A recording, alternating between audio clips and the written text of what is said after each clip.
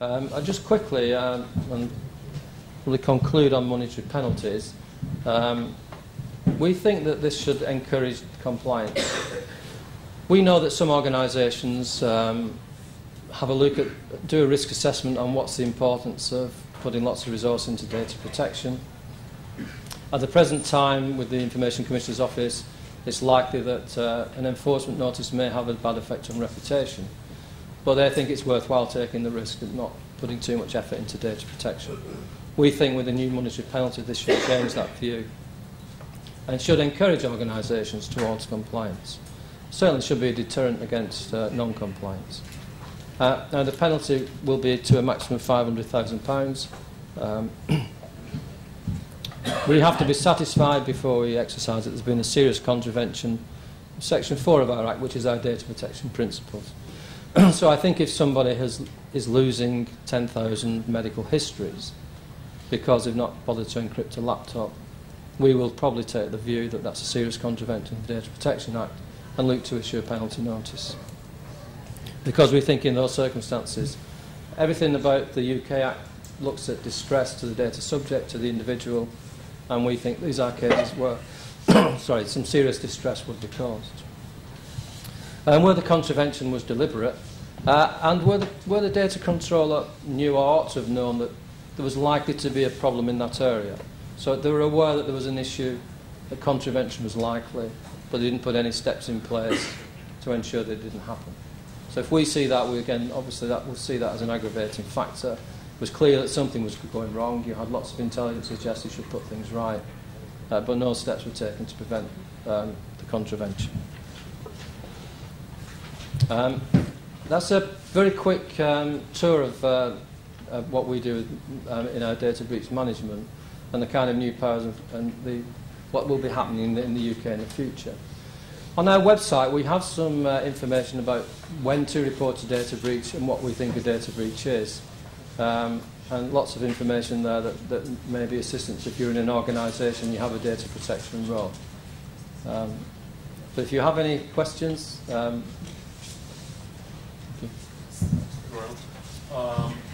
The US goes for mandatory disclosure usually with this kind of data. What led you to prefer fines and guidance as opposed to mandatory disclosure where the public would then push the organization to better its ways? Yes, thank you. That's a very good question. We have had this debate. There will be some mandatory requirements in the EU soon to do with telecommunications companies. There has been a big debate about this. The previous Information Commissioner, Richard Thomas, was of the view that if it's mandatory, we are likely to get lots and lots of complaints of trivial data breaches that may prevent us from doing our job. I think that mandatory reporting is probably important because it works for the bigger regulators, for the financial services regulators, it's mandatory to them. And I think that as long as we have a threshold, what is... In the UK, we say if it's less than 1,000 records, and there's nothing sensitive about the information, so say it's a marketing list of names and addresses, we don't consider that a data breach. So I think as long as there's a cut-off what is a data breach and isn't, I'm personally in favour of mandatory reporting. But also, I think the fine is important as well, because some organisations just don't take it seriously. To reinforce the last question, there's a sense that data breach notification and privacy laws, excuse me, by the regulator is seen as a way to not to. I'll question it again. When there's a privacy law that exists today in California, which is the basis to 47 states in the United States, and is the basis for many other countries, we have seen that where there isn't any sanctions or penalties, criminal or fiscal, all data breach is seen as a statistical anomaly, and it's swept under the rug. And we see the regulators playing with mitigation management instead of the regulatory compliance, because information security officers, we have enough tools and controls and they must be fluid because of the changing vulnerabilities and that we suffer from.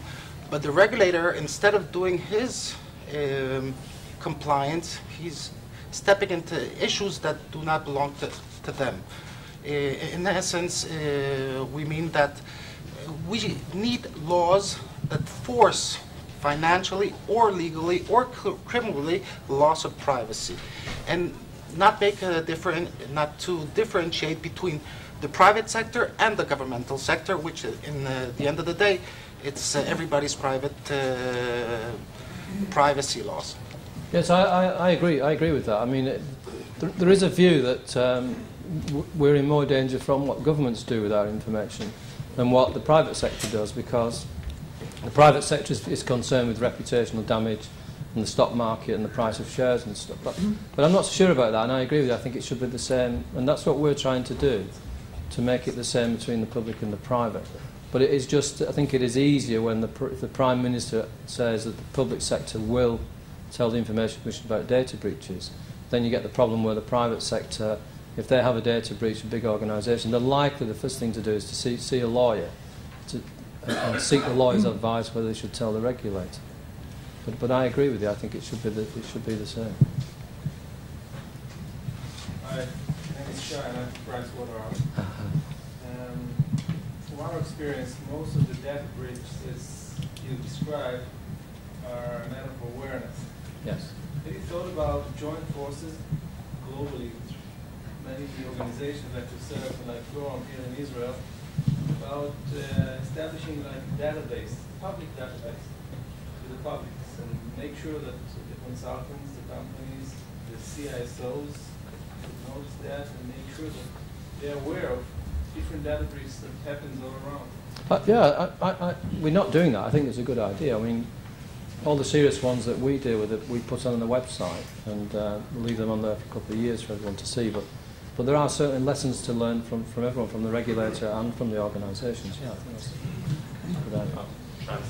There's probably a number of non-profits that are gathering that type of data. There is an initiative by the OECD. There is an initiative by the OECD now for website and people like so many. There's a website, Privacy International.org, I think, which lists all of the major data breaches, and I think there are over 300 million now. You can look it up. Each data breach with the number of records and how it occurred. Maybe you spoke about it, but maybe I missed it. But what about complying to standards? Yes, well, standards, I was going to mention before, but probably 75% of what we do is about negotiating compliance, assisting compliance, and we have our own standards, which in the UK, we say to organisations, these are the standards that you should work to. And we produce lots and lots of guidance to assist organisations do that. What we try and do is to allow organisations to self-regulate, but to bear in mind our guidance, and of course to comply with the data protection law. How do you deal with this personal data given to the organizations or companies by people, and or to use it for profit targets of the enterprise who got the data, or to trade with the data with other companies or persons? Well, that goes back to our act. You can trade personal information, but the individuals have to be aware that's something that you're likely to do.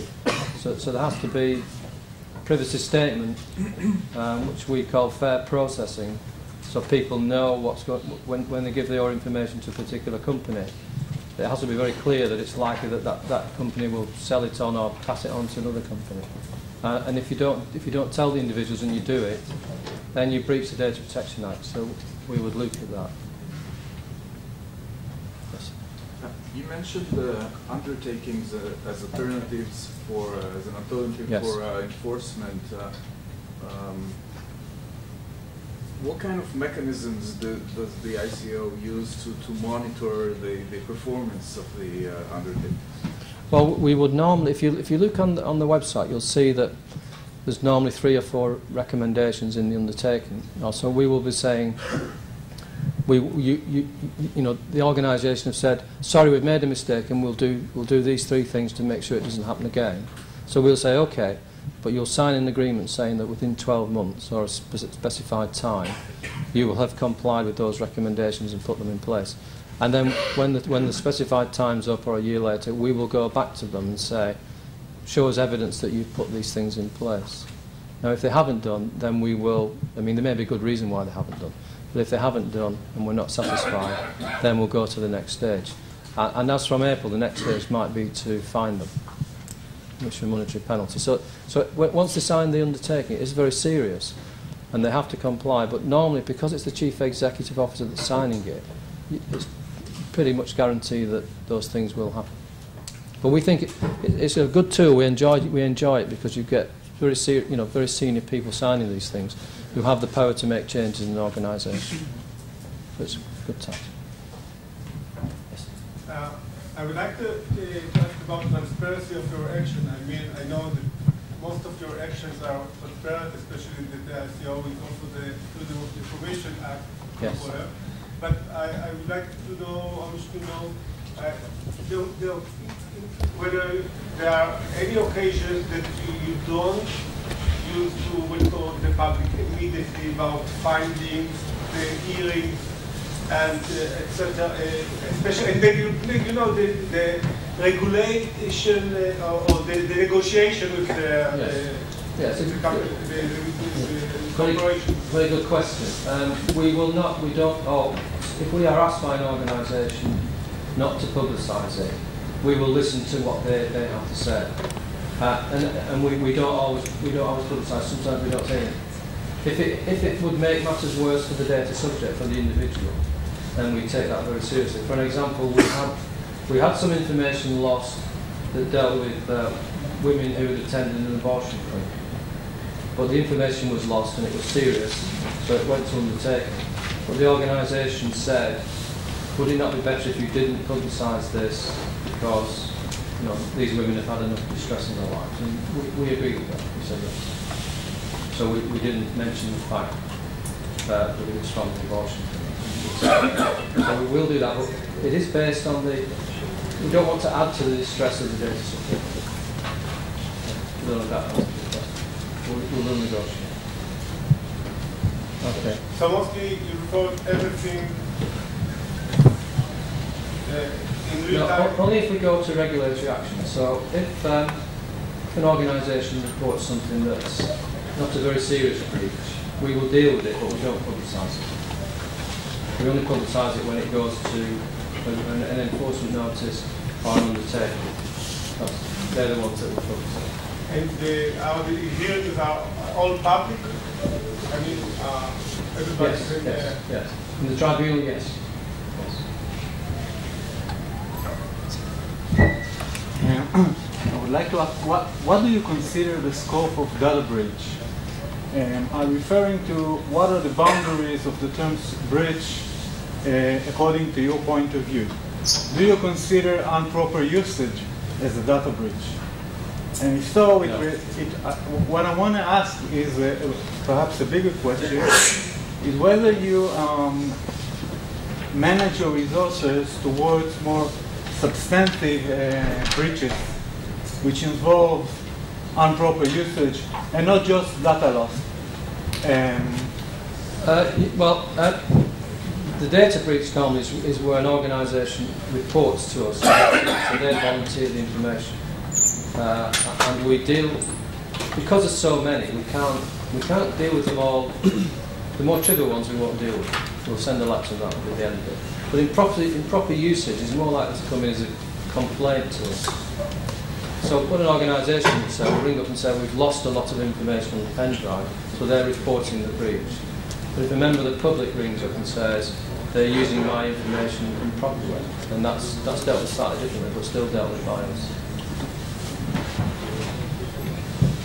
Another concern is the the ownership of private data. Do you have any regulations or enforcement in the UK that help an individual to ask for their personal information that was given under a specific consent for a specific time to be eliminated from a database? Yes. Yes. What are the... Well, if there are a number of ways. If an individual complains to us and says that under the Data Protection Act, you can use the Data Protection Act to write to the organisation and say, stop processing my information, and the organisation has to do it. If they refuse, you can complain to the ICO and we will take it up on your behalf. That's if it's a genuine complaint. But is that something that is exceptional or? No, it's common. It's quite common. And organizations are actually, you're reviewing the fact that the organization actually, by receiving a request to delete information, is actually executing a procedure that includes the different information databases and eliminating that data. Is this something that? Yes. If you write to an organisation and say stop using my information with the Data Protection Act, then they should do that. I mean, there are obviously degrees, as long as it's a genuine request for information.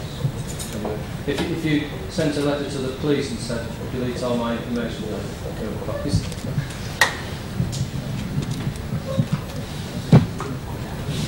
Examples you showed us were mostly regarding the organizations that had leverage regarding their customer negotiations and stuff, something like that. I'm asking, do you have different regulations or instructions regarding companies that hold information about their own employees? Because I think it's for a different purpose. They're using it for a different purpose. Does it make any difference? No. It's the same. The employee information is, the employee has the same rights as anyone else. Not in, I'll say it again. I'm positive that the companies has to keep the information in the same levels of security. Yes. But do you have different instructions regarding the amounts of data they're allowed to keep, the usage they're allowed to do in this database for in-house purposes, as long as they don't keep it outside? Yes, we have guidance for employers about what they should do with the employee information and what type of information they should hold, and we expect them not to hold, because I mean it is difficult now with employee relations, with email monitoring and all the other kind of things that are going on.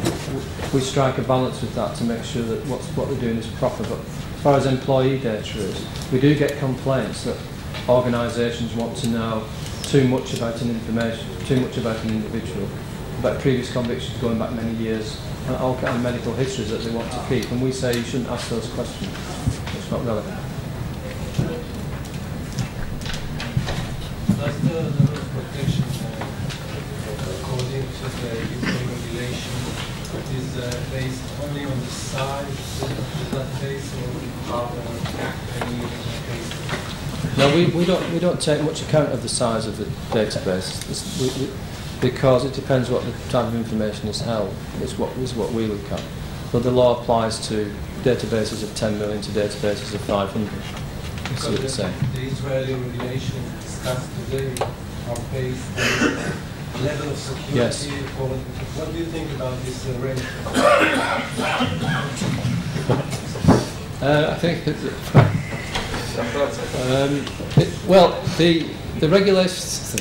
the regulations are different to UK.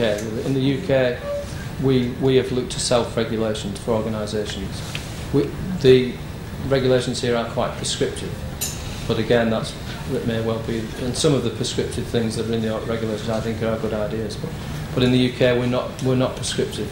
We say these are the standards that we want you to comply with. This is what we expect from you, and then we let the organisations go away and do it. Self-regulation. Yes. Do you think in this area self-regulation is better than government regulation? I'm somewhere in the middle, I think. I'm trying to be diplomatic. I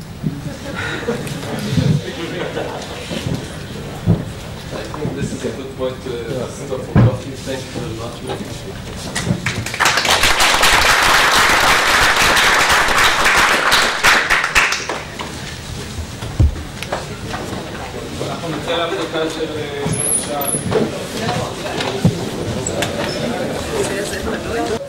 Okay, so we'll continue now with a senior representative from our Spanish colleagues, the AEPD, which we've been doing a lot of work, this event, other events, and we're learning a lot from the Spanish Data Protection Agency, which sets a high standard in a lot of issues, with no offense, of course, to our British colleagues. And I would like to invite, in this context, Mr. Pedro Lagunas from the inspection area of AEPD. Pedro has been working for many years with AEPD, and before that he was a network security expert in the police. Thank you.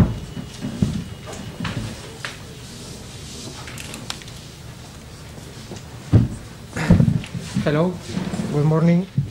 Well, I have here 4 practical examples that we have seen in the Spanish data protection. But first of all, I'd like to introduce the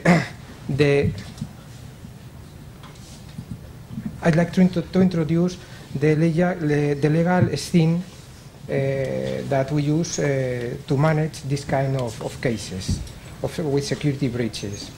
First of all, our data protection law established that all the data controller must ensure that the information they keep in their databases must be processed in that way that unauthorized access, disclosure, modification of deletion occurs. That means that the perfect security, the perfect security messages have been implemented in all the files. Okay, as we know, this is impossible. You always have to assume that there is a level of risk with your data, with your computers, with your everything. Then it was developed a royal decree that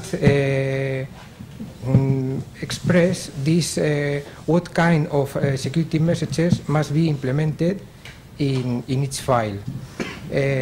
To decide what kind of security messages you need, you have to take in account the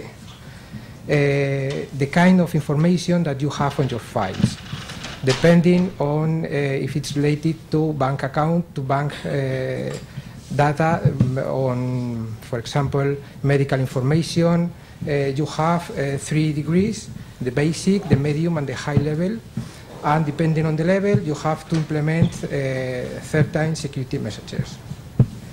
These messages is just a minimum. If you apply these messages and you have a security breach, okay, you are not doing the things correctly, and you can have a monetary penalty by data protection agency. The security is similar for the big and the small companies, and is not related to the amount of information that you have on your files. But for the data protection agency, the security must be related only to that files that contain personal data. Okay? The other information related with the business is not under the cover of this law. And now I'm going to see with you what happens with the security in the data protection agency. Well, we have a lot of complaints related to several aspects. For example, the lack of consent in a proceeding, in the processing of data. For example, the quality of data. And related to the security, in the data are more or less the 20% of the complaints that we receive. Most of these complaints are related with the abandon of documents in the street, as we have seen before, and in containers easily accessed by people, or in buildings that an office, a business finishes, and they abandon all the documents everywhere. We have also several complaints related with documentation and bills, contracts, or other personal data that are sent to thirds without the consent of the data subject. And of course, personal data that are accessed through internet. The practical cases I have here are related. One of the from the first related with the garbage, and one related with the duplication of bills, and two related with the internet. It doesn't mean that the internet is the most important, but I think that is the most useful, maybe, because you can find the first two cases will be related to organizational problems related with the security, and the last two will be related with technical problems related with the security. Okay. The first case will be related on data health in the waste team. How do we know that a security breach has occurred in a company? We usually get this information from the data subjects that make a complaint directly to the data protection agency, or sometimes we get this information from the newspapers and the media that inform about this. Never we get directly this information from the companies. Sometimes with one exception, if I don't know, for example, a worker in this company goes to a different company, to the competence, and takes a file with the clients or with personal data, sometimes we get a complaint from the data controller saying that one of his employees has gone to another place with the data. In that cases, the company, the data controller that complains to data protection agency assumes a risk, because we are going to analyze their security messages. We are going to see what are the functions and responsibilities of the personnel, and it can have a monetary penalty if things are not correct. Okay, this case is related to something that is papers that appears in the street. We don't only get the complaint, we need a proof of that this is happening. So we always send, we always receive a copy, or sometimes the original documents with, in this case, blood analysis results, medical reports, lists of patients, authorizations for treatments, etc. So when we get this information, we usually go to visit the company, the medical center in this case, and the inspectors verify, make verifications, and as we are going to see now, everything looks perfect. All the professionals receive information related with data processing in the medical center. Everyone knew what kind of information they have to process, what have to do with that information, the responsibilities that they have if they don't do the things correctly. All the users in the information. I'd like to do a point is related to these security messages are referred not only to the computer systems or databases and so on. The security messages are related to the paper files. Okay. All the users in the system have a login and a password and an access profile. Each one could access only to the information and personal data required for his job.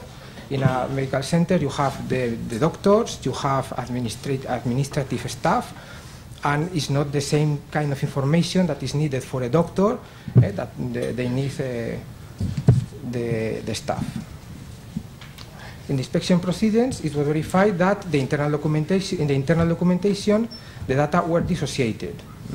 They assigned a code or a number that were in the top of the documents in order to separate the personal information with the medical results. Only in the information system you can cross both the data and get associate the data of the patient with the medical results, the medical information.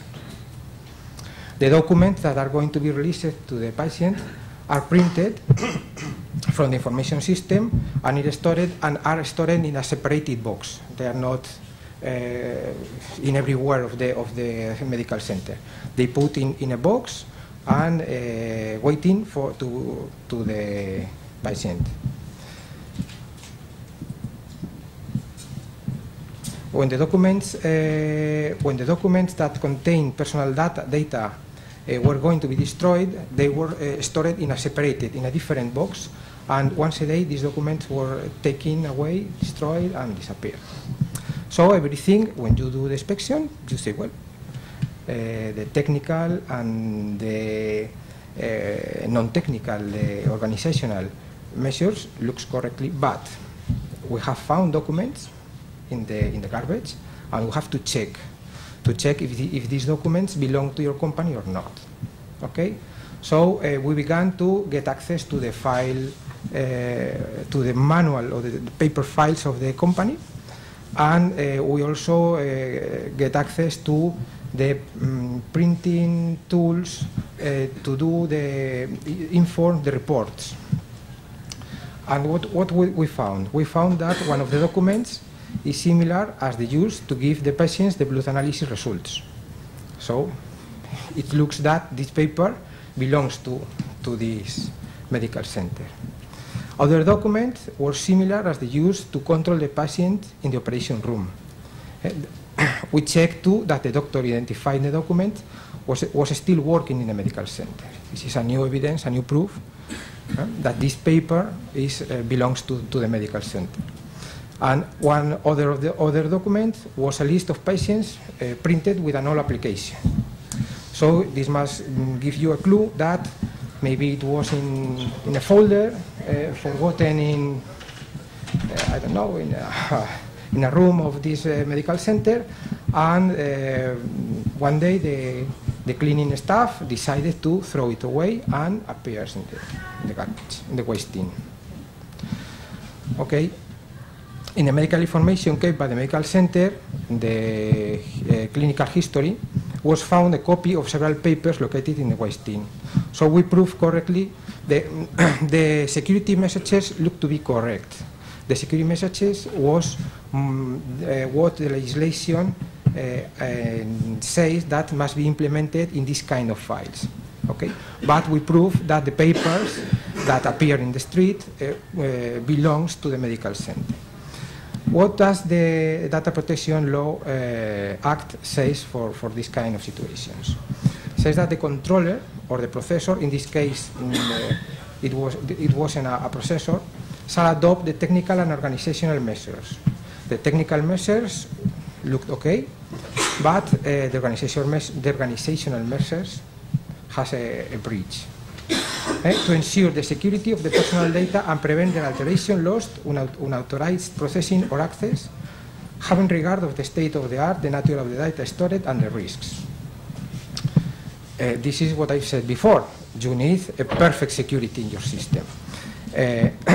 In the article 44, it's considered a serious infringement to keep data files without security messages, and this medical center had a monetary penalty.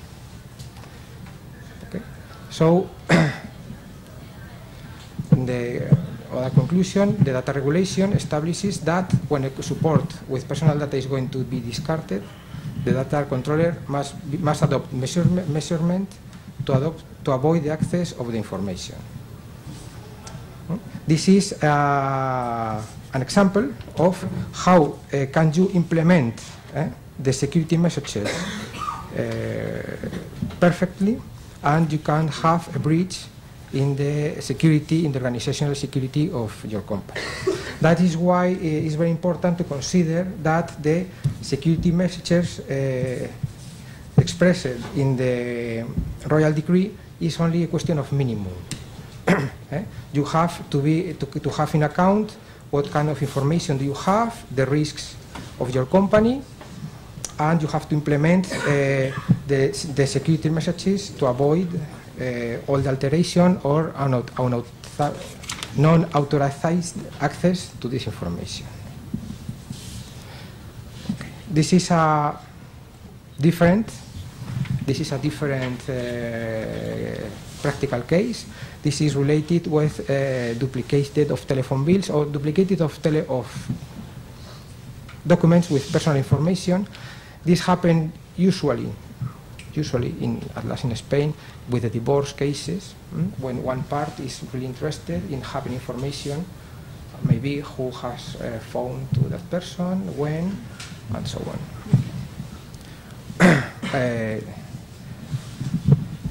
Well, the telecommunications, I like to say too that in Spain, the complaints related with the telecommunications sector, not only related with security, with everything, with consent, with quality of the data, are more or less the 40–50% of the complaints that we receive every year. In this case, a telecommunication company sent to the husband of one of his clients a duplicated of telephone bills without the consent of the data subject.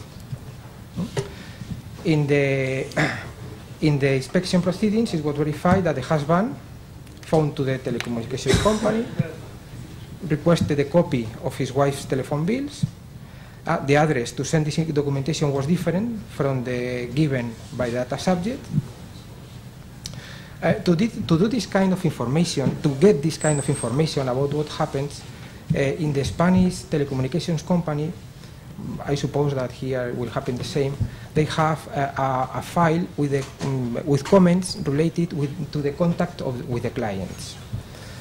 Because it's very difficult to know what have happened, how can this be sent to a different address if you don't have a comment or something in the file. Because in the Spanish telecommunications companies are very big and they have a lot of teleoperators, even in different countries, they are obliged to include a small commentary when they do something. And if you go to the company and ask for this file, you can get very useful information to clarify what happened. So, thanks to the information that we have in the contacts with the client, we could say that we could prove that to this person that identified himself as the wife of one of the husband of one of the clients, the company asked for the telephone numbers. He was interested in getting the duplicated of the bills, the number of the national identity card of the client, the bank account, and the billing address. This kind of questions is what they usually call the security policy. The security policy to check the identity of the client. In this case, it wasn't the client, it was the husband. And this information is usually known or is easily known, can be easily known by the husband of the client. Okay, as I said before, all this information was stored in the request information.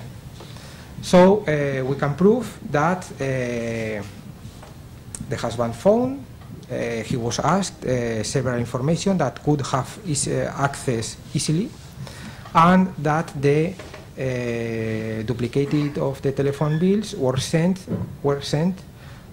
to a different address without the consent of the client.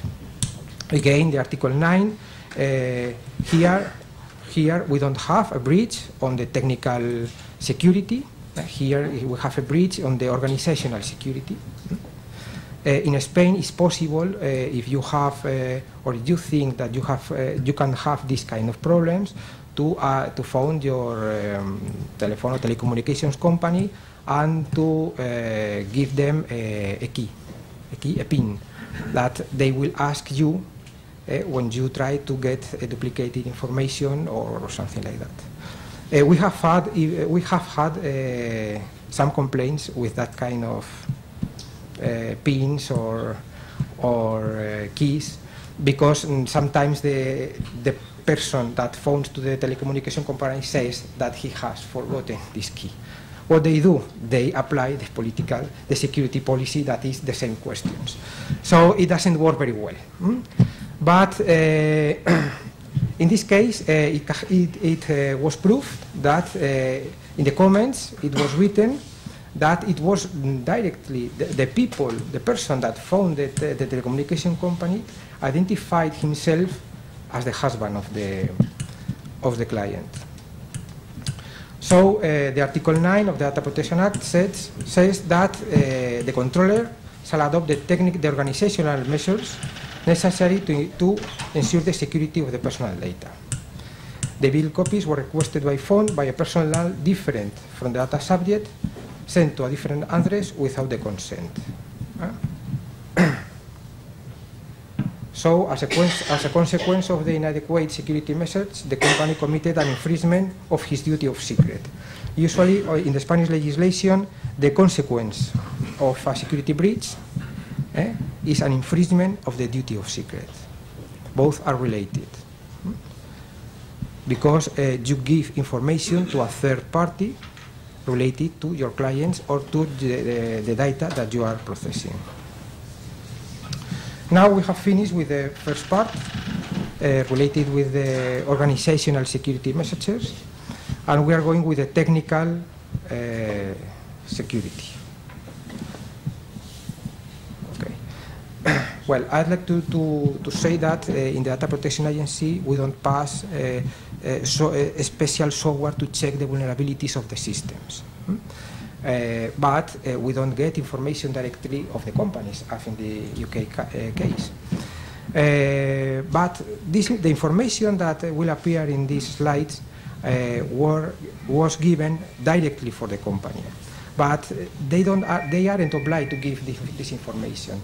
They give it because they tried to prove that they weren't guilty, that it was a third company, a third hacker, a third person that attacked them, and they have nothing to do with it.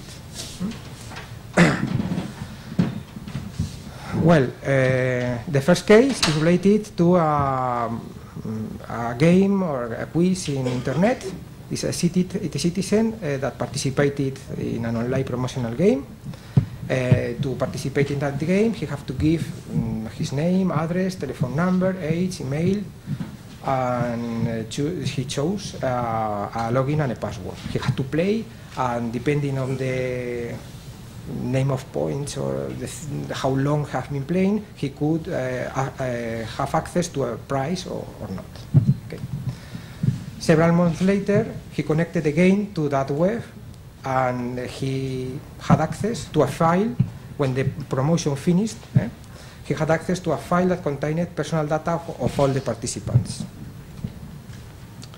So we made an inspection. First of all, we connected to that web page, and we got a proof consisting on the file that appears in the complaint, and we checked that contained personal data as names, logins, password, email, information related to the participation in the game, the number of times, how long, and so on.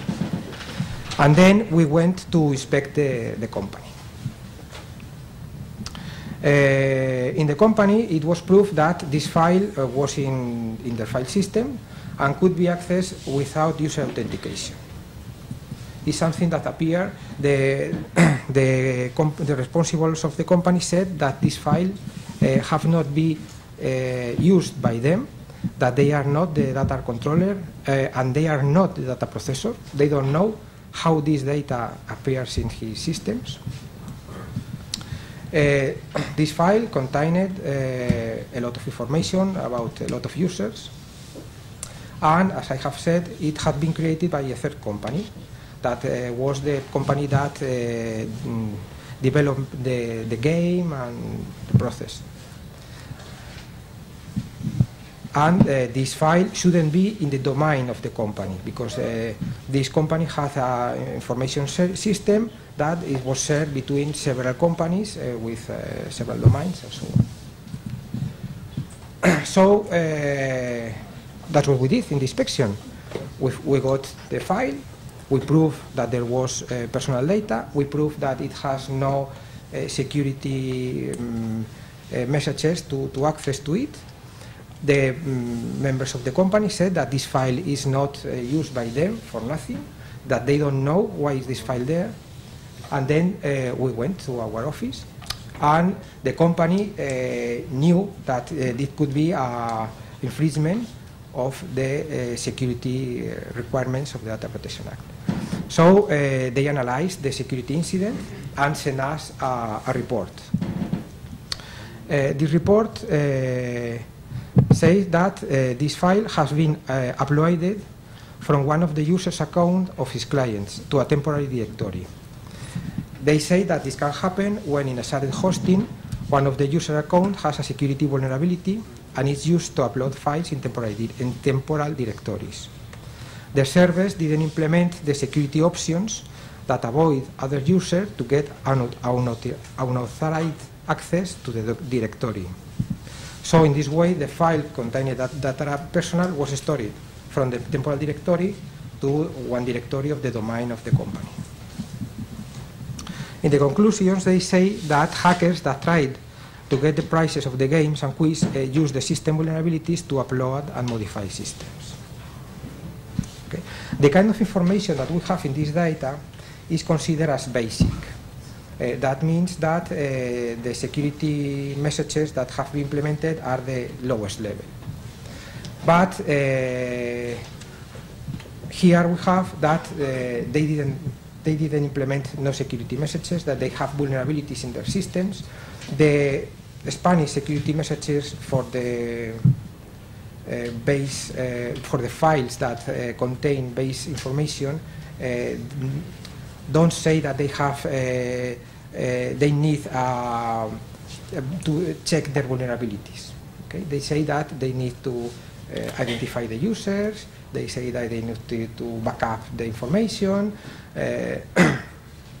So this is something that is not included in the development of the article that says that the security is necessary for the documents. But it should have been implemented taking in account the state of the art, the kind of information they have, what kind of connection they get to their system, what kind of services are they given, so on. So the conclusions were that no personal data shall be recorded in files which do not guarantee their integrity and security. To keep data in that conditions may be an infringement of the security requirements established by the Data Protection Act. The file controller committed an infringement of his duty of secret because it was possible to access personal data without restrictions and without the consent of the data subject.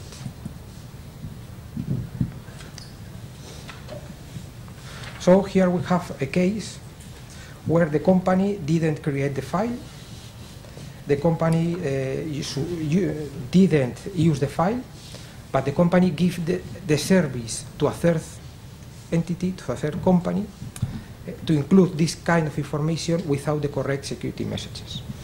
In this case, there was a monetary penalty gain for this kind of companies.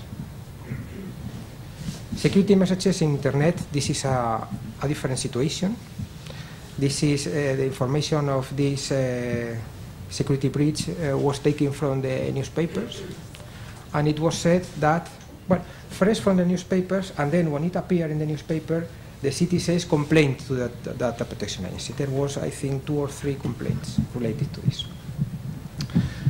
The press publishes that crackers have had access to amount of data of clients of a hosting company, including personal data, national identity card number, address, bank account, email, telephone, database, and databases processed by his client.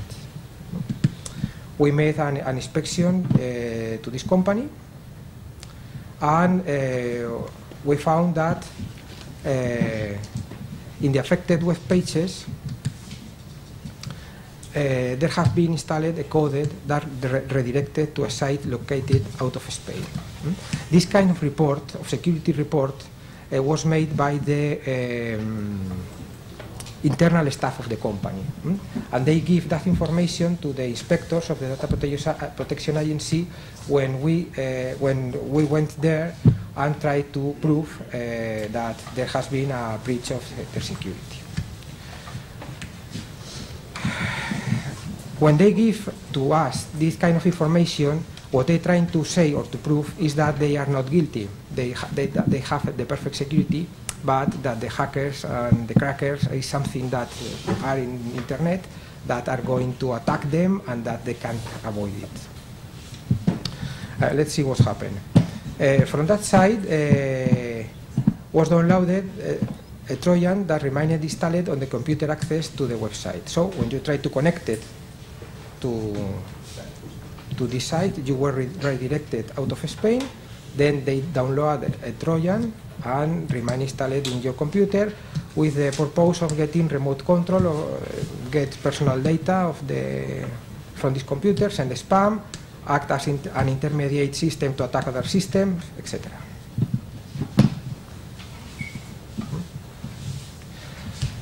After the detection of the intrusion, the workers of the company deleted the malicious code and got in contact with the affected clients to request them a change in the passwords.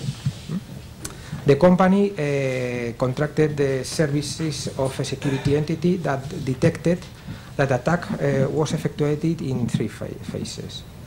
Inclusion of an SQL code that allowed the attacker to get access to the password of the FTP users. And these passwords were stored in a file without encryption. Okay, in the security messages that all the data controllers are obliged to implement is the encryption of the passwords. Okay. These keys were used to get access to the directories where the clients have located their web pages, and the malicious code was included in these places. Internet users, as we have said before, that got access to these infected pages could have been affected by the malicious code included in Spain, situated out of Spain. That security company studied the log files and determined that this company had been attacked during 3 months. During this time, the attackers were exploring the system vulnerabilities, and they became clients of the company to do the things better. Okay.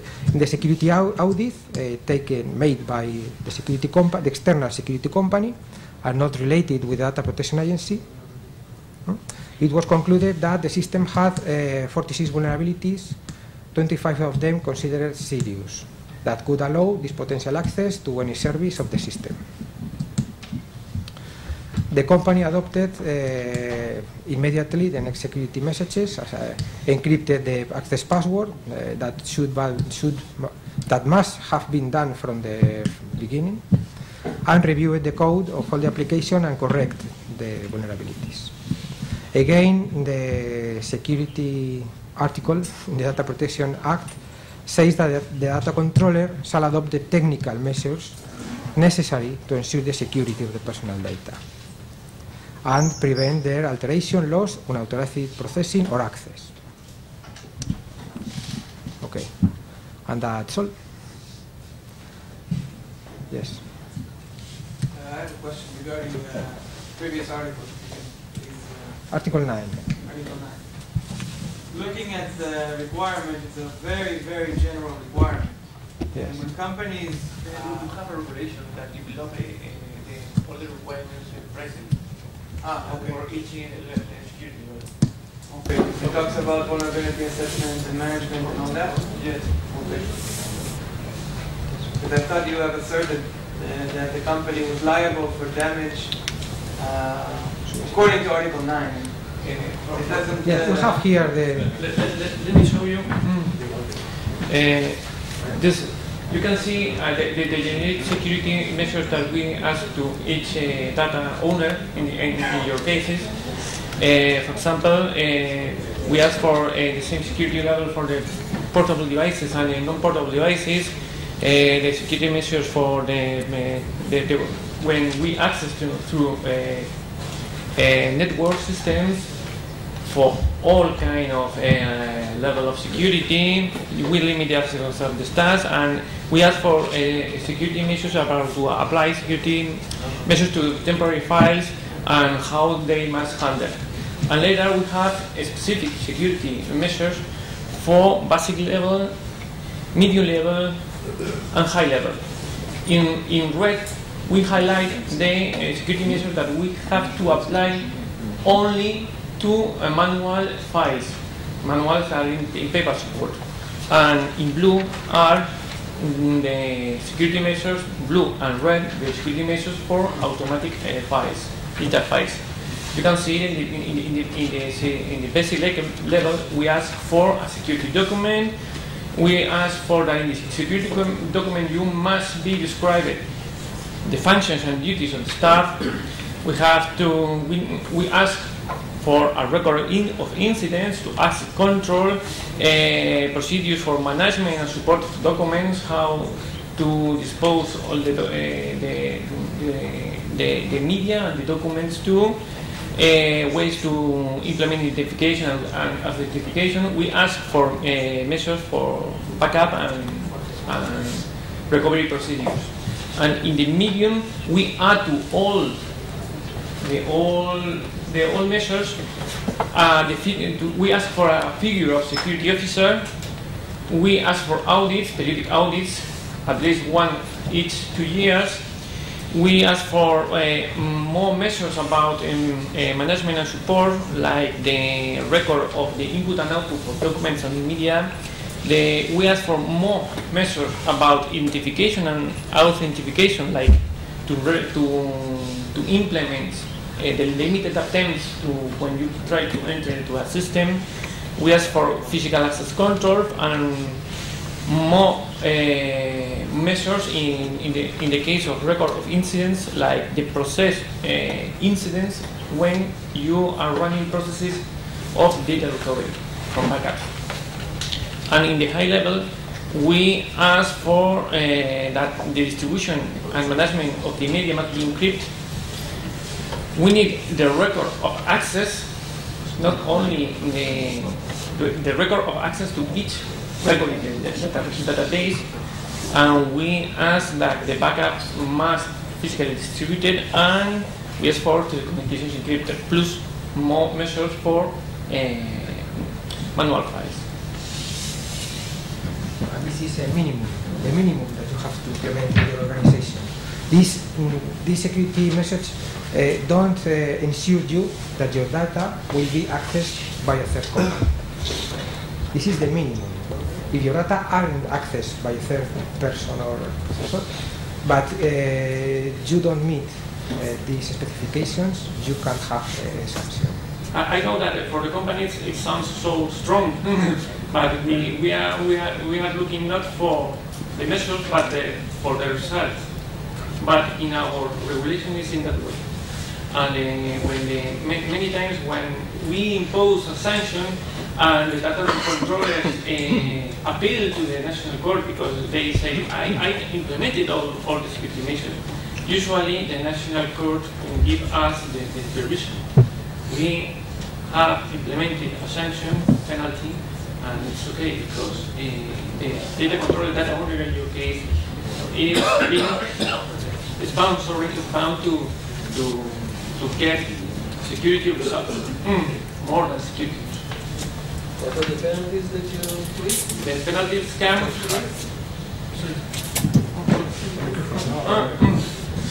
The penalties comes from 600 euros to 600,000 euros. Depends on the severity of the infringement. But it can be reduced. It can be reduced if you act quickly and when you know what's happening, you adopt the technical or organizational measures. They can be reduced. Two fast figures. Last year we imposed around 22 million euros of fines, and we had around 5,000 complaints.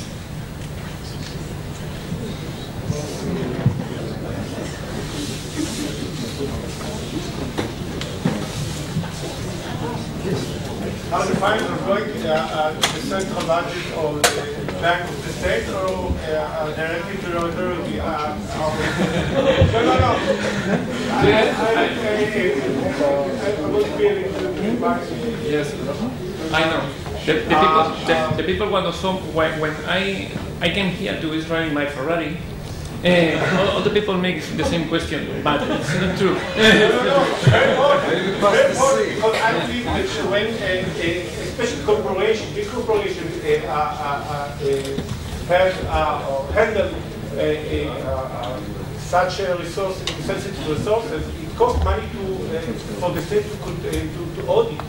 And I believe that not all the public should pay for it, but there should be a form, for example, that such corporations will finance the control that you are making. Basically, the money goes to AEPD, as far as I know, but the usage of the money is according to state budget. That's the model in Spain. In Israel, it goes to the state budget, and then it is directed. Yes, I know. But the situation is, I want to change it. I want to have more money. I'll be more than happy if your idea will be accepted. It's not that easy. I know.